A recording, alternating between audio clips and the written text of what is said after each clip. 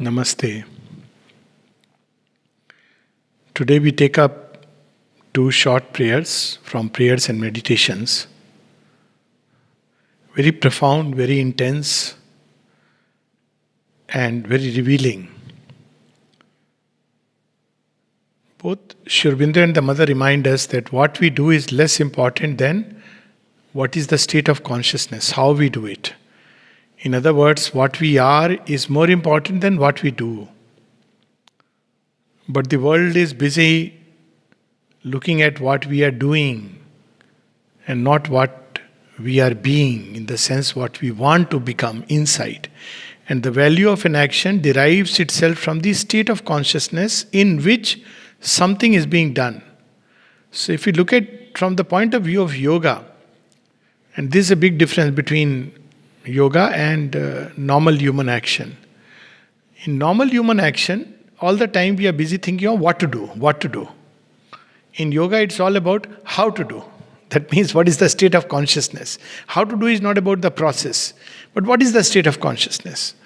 And the whole approach is towards becoming inside what we truly are, deep inside what we truly are, divine in a sense. So we have to, our first focus is on changing our consciousness from what we are today to what we yet can be tomorrow and what we yet must be day after tomorrow.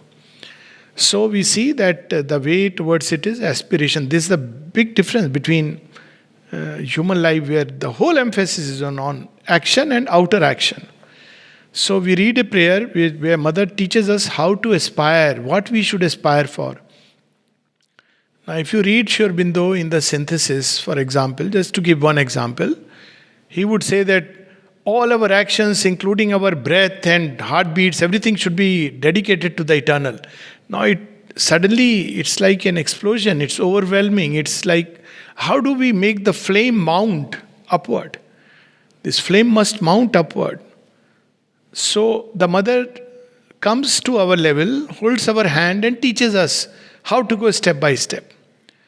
A day must come when this little flame inside must become the whole life. Everything must become an aspiration. Everything must become a consecration. Everything must become a sanctification by the divine touch. But initially it starts with a small little flame inside. We don't even know, it's very vague. So we read Mother and Sri Aurobindo, we read the Gita, we read all kinds of things, beautiful things, uplifting things. We also read much that is trash.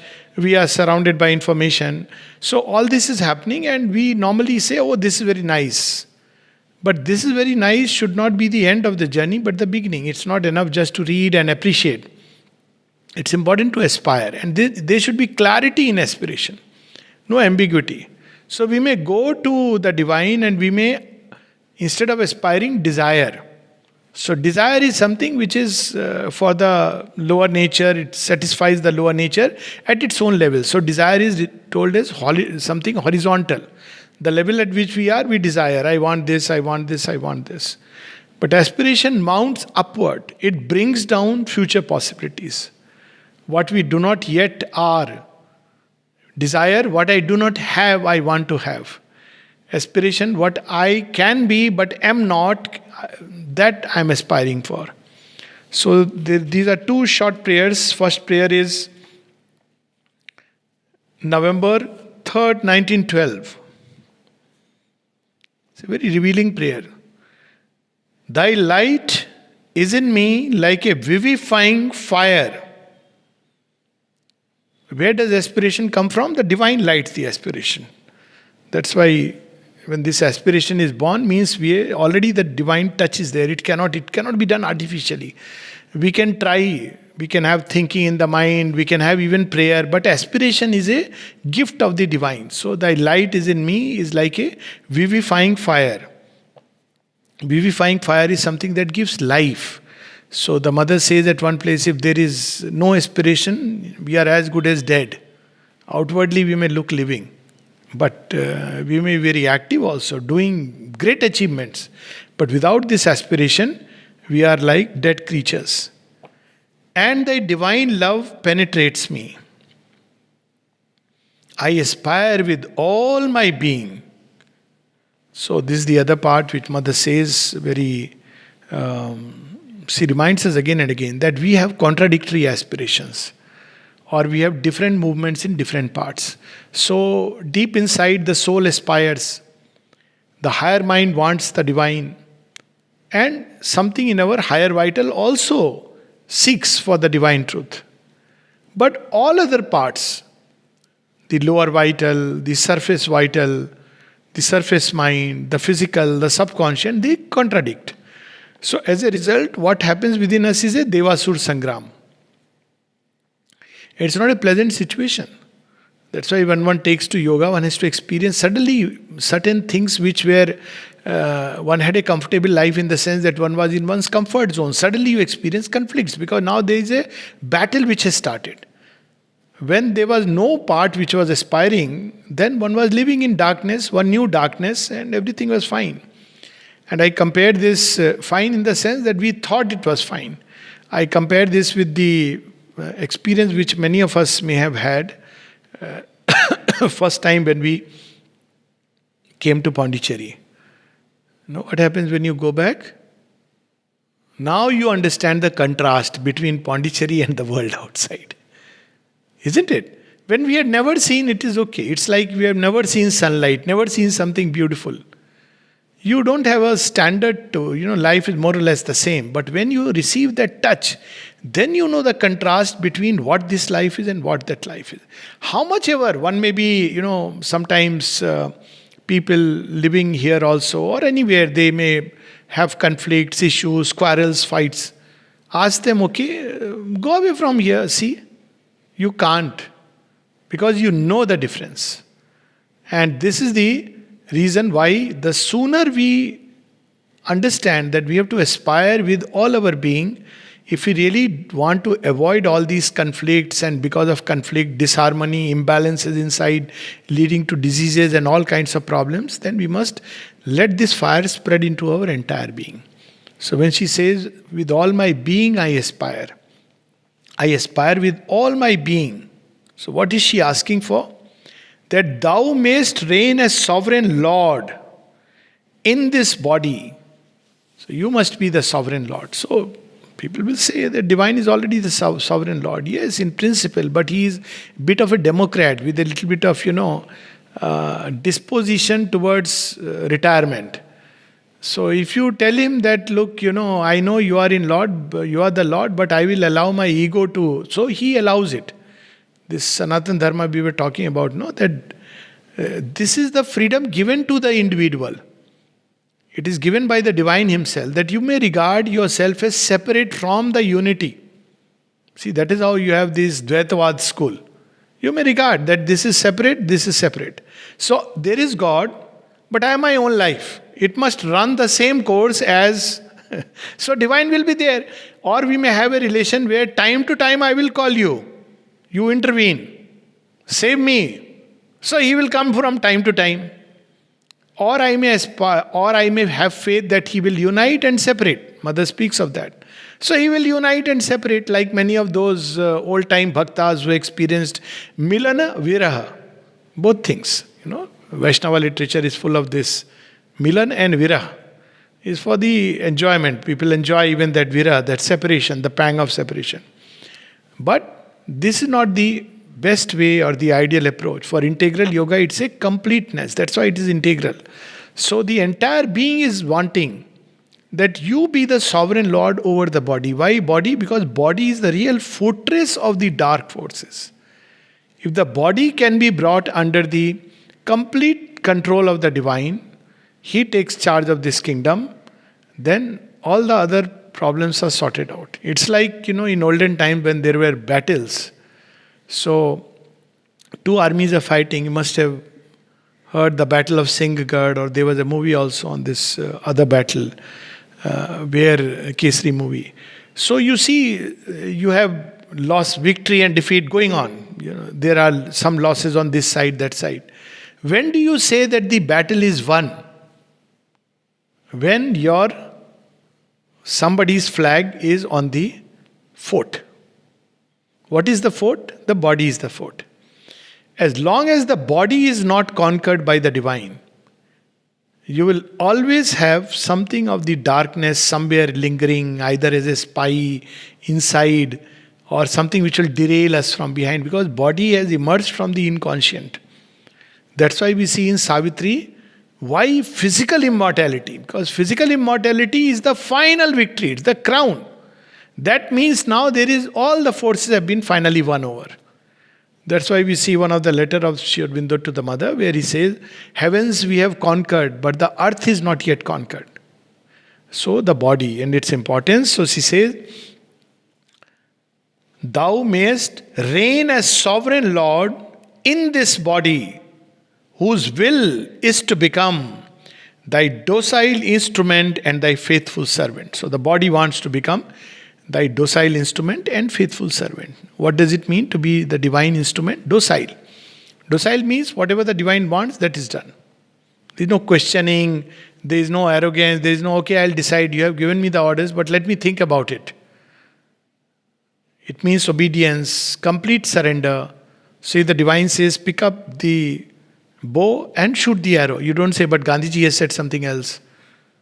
You don't do that, because when the divine has told you, that command is good enough. Of course, command should be there. You don't start shooting arrows and say that the divine has commanded me. So, docile instrument, which listens and obeys. And faithful servant. So, what is the difference between a faithful servant and other kinds of servant? When the divine gives an errand, when we give an errand to a faithful servant, what does he do? You give money, he goes, spends, whatever he has spent, he has spent. The rest he comes and gives it back to the master. He tells you honestly what happened when the errand was going on. He doesn't keep a little bit of money to himself and thinks, so anyways, I have done my job, so I must also keep something. So generally there is a tendency, and one has to be very careful, we read in one of the prayers, that we do not faithfully transmit the message. We bring in our own angle. So in transmission there is an error. So being a faithful servant means, imagine if the divine has said, go say this. Now I don't like the person. So I am adding my tone, adding my, like people often say, what Sri Aurobindo has said. See the difference. He has said, do not imagine that truth and falsehood can stay together. Right? Now when you sound like this, what does it sound like? Sri Aurobindo is holding a sword in his hand and ready to say the same thing, like, do not imagine that truth and falsehood can stay together in the house. Now, is there a difference? Just in the tone. How faithful one has to be. Now we don't know the tone, because Sri Aurobindo wrote this. Mother has read it. Listen how mother reads this passage in The Mother. And then she was asked, Mother, Sri Aurobindo has said this. She says, yes, my child. He is not saying, read him carefully. He is not saying grace will withdraw from you. He is saying you will turn away from the grace. So do not blame the grace if this happens. So it is for your good. He is saying with compassion and love. And we turn it into like punishment, like a king who is wanting to smite us. So faithful in transmission. We add many things. The other day, somebody in message that mother has said that with age, the sexuality drops off. Sent a passage of the mother. Fortunately, the person himself realized that it is not with age. Mother is meaning when animality drops off, then sexual thing drops off. See the difference. We may remain animal throughout our life, right till the end of the whatever. But when animality drops off, then this drops off. But if we say age, then we have slightly distorted in the transmission. A faithful instrument will not do that. And the other is in reception. So when somebody gives something, oh gratitude, thank you so much. So a part may like to keep it for oneself. There are even people who like to take advantage of this unique, opportunity. So they even end up asking. I am aware of people who even ask sometimes things for themselves. But they don't realize that we can't ask anything for ourselves. It all belongs to the divine. We have done nothing. And what comes to us comes from the divine. That is the attitude you have to keep. But in faithful means in transmission and receptivity, there is no distortion, no diminution. There is a pure and crystal channel. That's all, where you are out.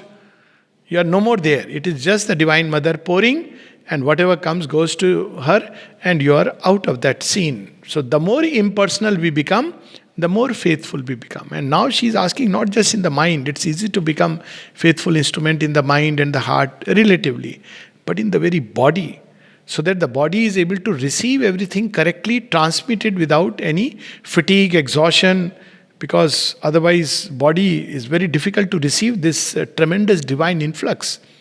Body itself can break down. We use the word break down or break up, either ways. It can break upwards. So this is the beautiful prayer. We read it again, then we move to the next prayer. November 3rd, 1912. Thy light is in me like a vivifying fire, and thy divine love penetrates me. Just to conceive that the divine love is penetrating each cell of our being. I aspire with all my being that thou mayest reign as sovereign Lord in this body, whose will is to become thy docile instrument and thy faithful servant. So this is the aspiration which the mother is communicating to us. And then we have another prayer of December 7th, 1912. Here again she is speaking of what is the nature of the aspiration. We have read in the Mother, chapter 3, letter number 3, where Sri Aurobindo says that a low and smoke obscured flame that cannot burn upward to heaven. When the aspiration is mixed, faith is mixed by ambition, tainted by ambition. That we are having this aspiration, but behind it there is something else, like a cover.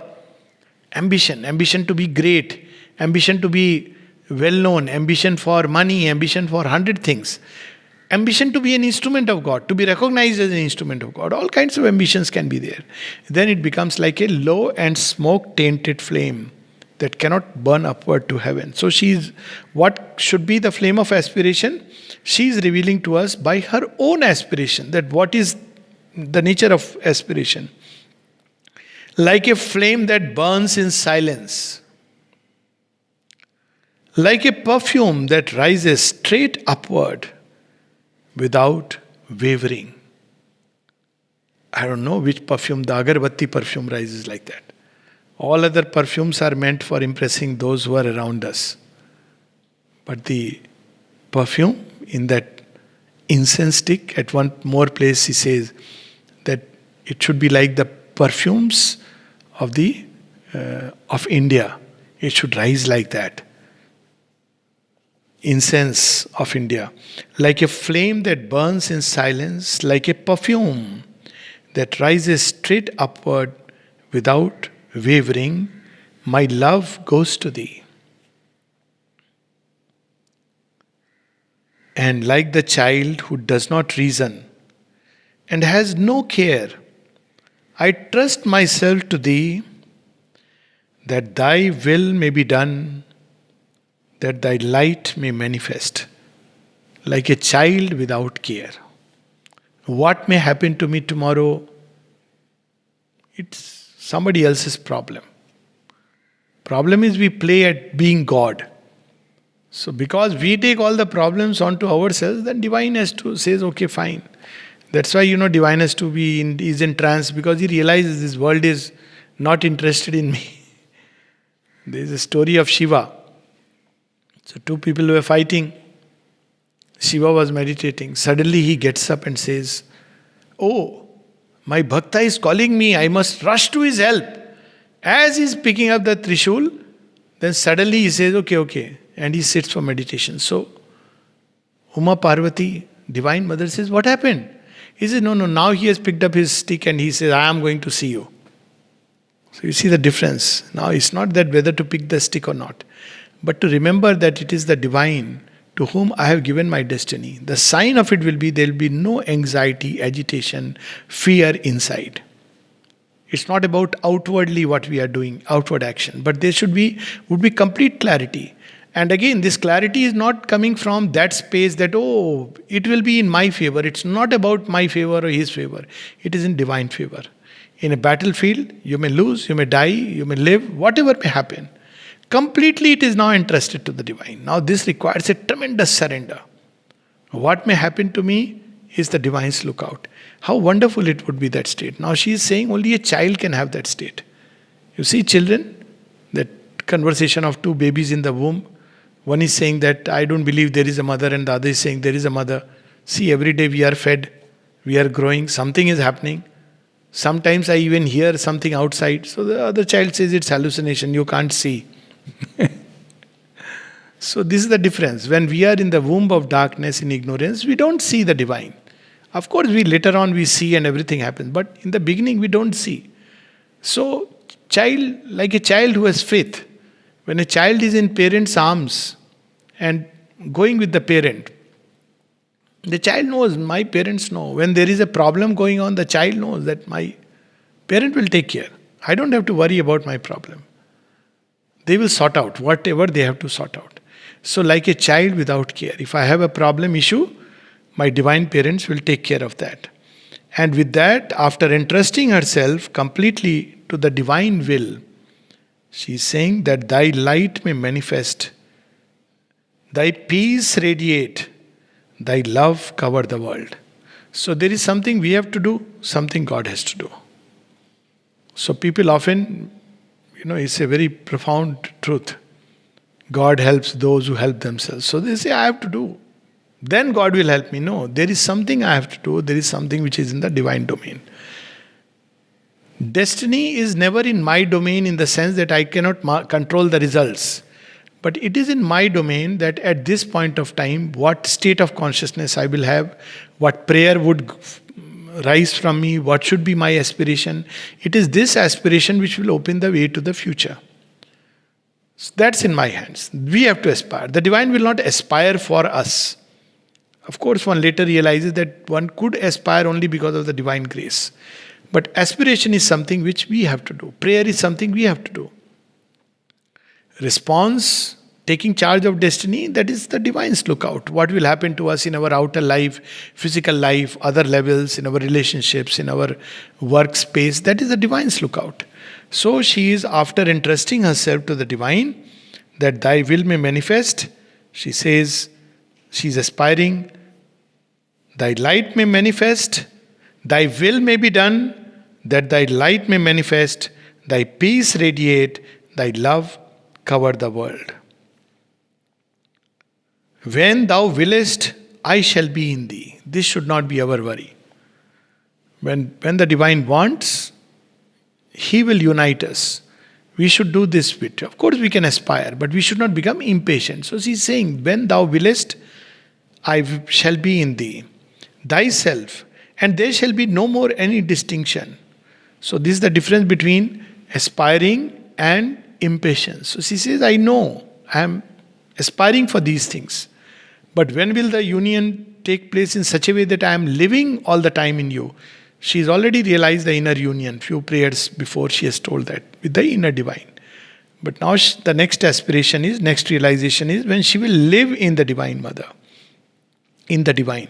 So she says, when you want, it will happen. And then there shall be no more any distinction. I await that blessed hour without impatience of any kind. When we are impatient, we delay the journey. You see, have you experienced sometimes that when in impatience we rush out, then we realize something I have left. So you go back, you open the door. So patience means we actually put time on our side. Patience also implies trust. And this applies at all levels. If one is impatient in life, one actually ends up with nothing. Anything you want worthwhile to achieve. You see people who want to quickly, instantly succeed, which are called as type A personality.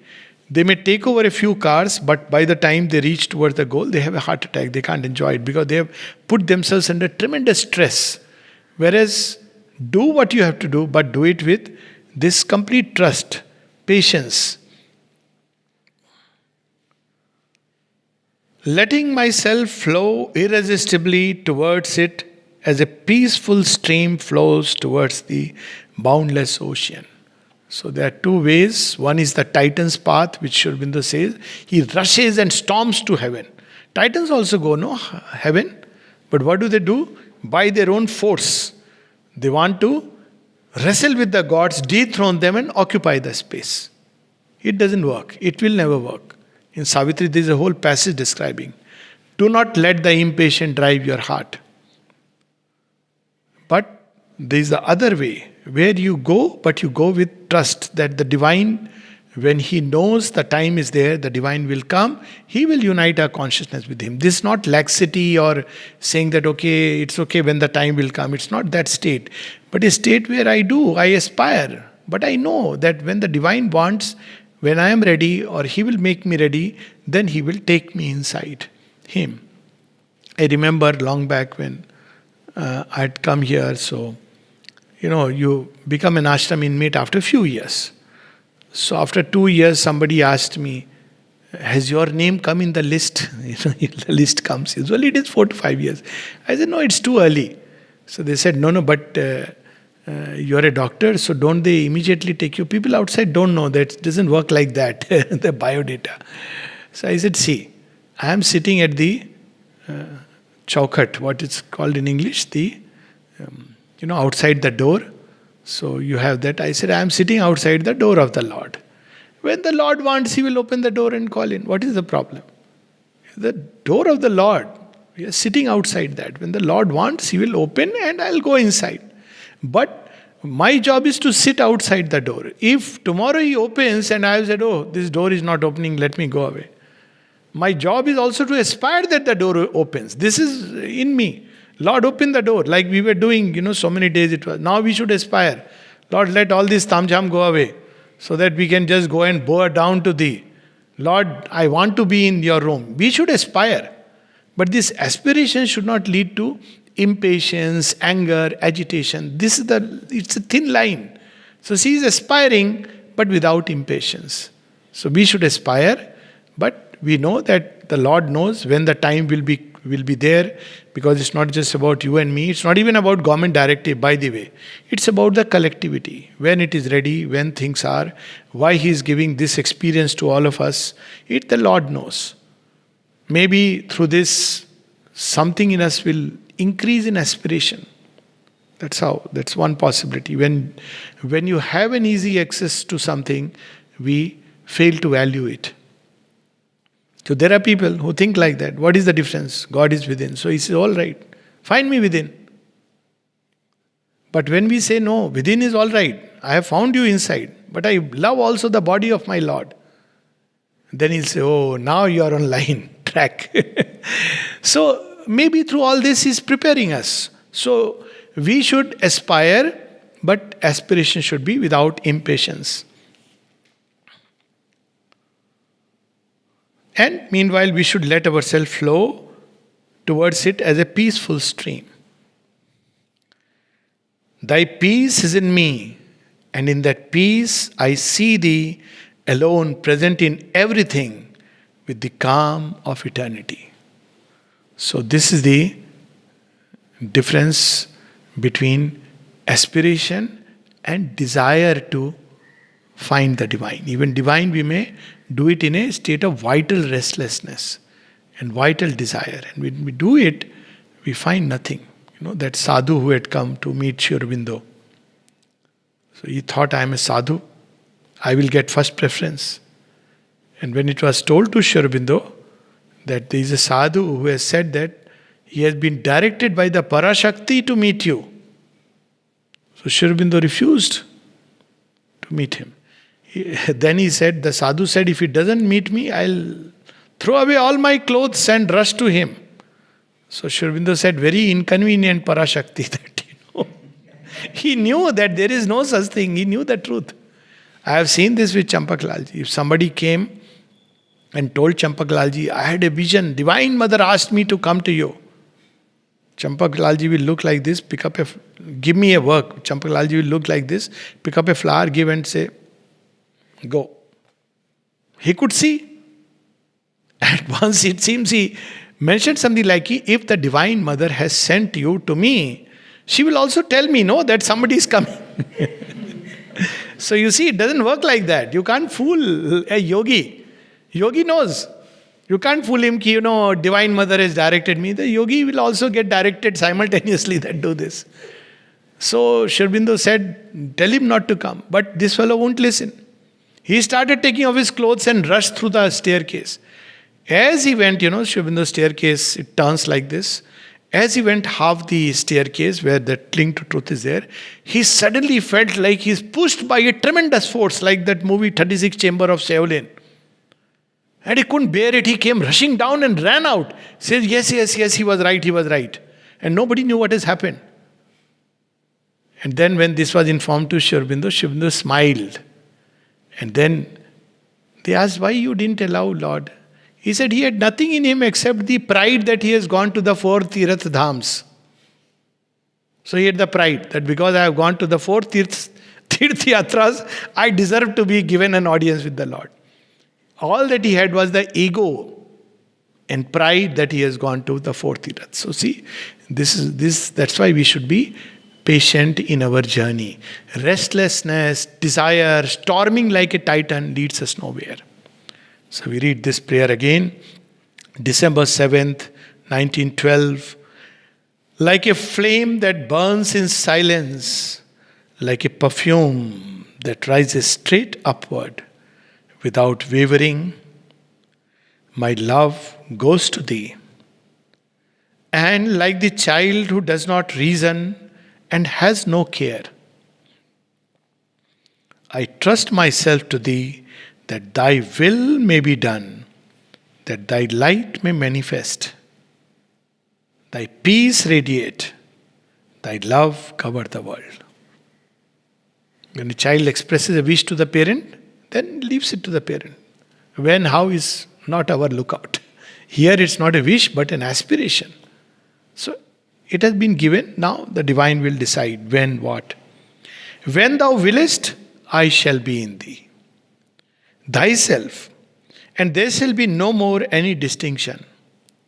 I await that blessed hour without impatience of any kind, letting myself flow irresistibly toward it as a peaceful stream flows towards the boundless ocean. Thy peace is in me, and in that peace I see thee alone, present in everything with the calm of eternity. This peace we must cultivate, nourish, ask for within ourselves. Otherwise, even when God is present, we shall not see Him. Namaste.